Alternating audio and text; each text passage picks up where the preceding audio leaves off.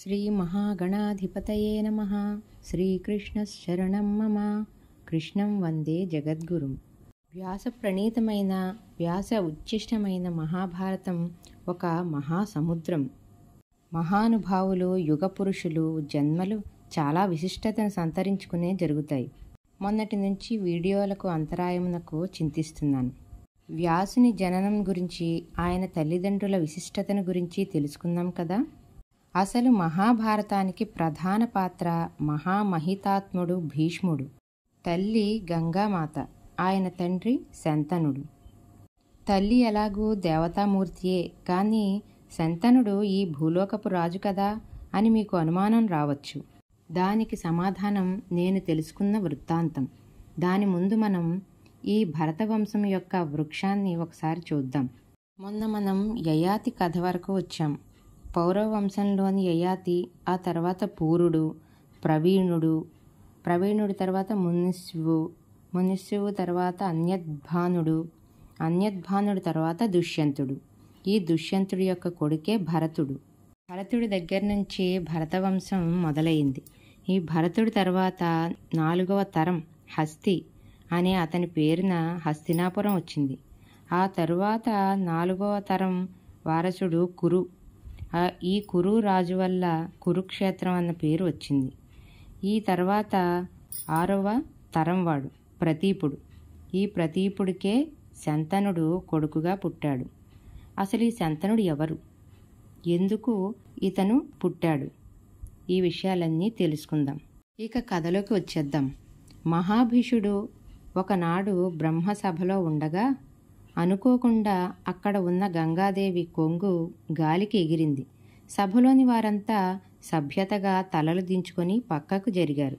కానీ అక్కడే ఉన్న మహాభీషుడు మాత్రం ఆమె వైపు చూడడంతో బ్రహ్మ అతడికి భూలోకంలో పడమని శపించాడు.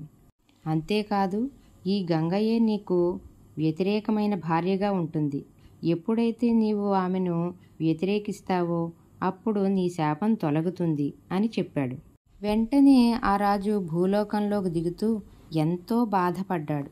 తన మోహం వల్ల ఎంత శాపం తగిలింది అనుకుంటూ, ఇప్పుడు నేను భూలోకంలో ఎవరి కడుపున పుట్టాలి అనుకున్నాడు.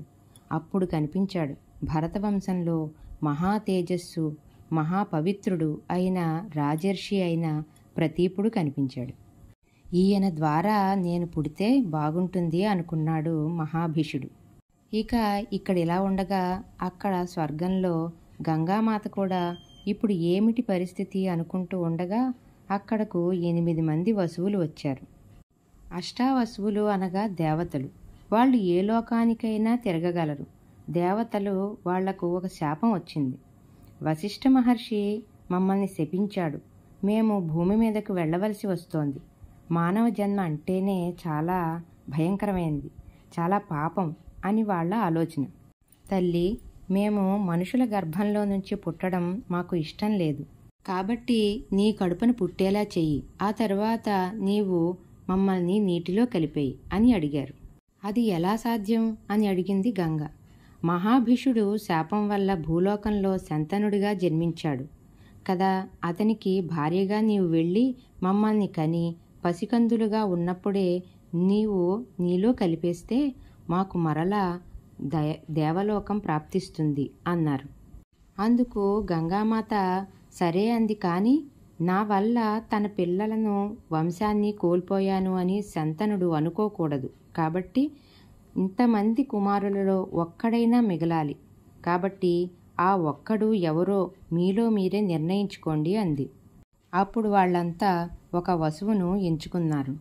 అతడు దానికి ఒప్పుకున్నాడు. అతడే భీష్ముడిగా జన్మించాడు. ఈ 7 వసువులు వారి అంశ ఒక్కొక్కటి అతడికి ధారపోస్తారు.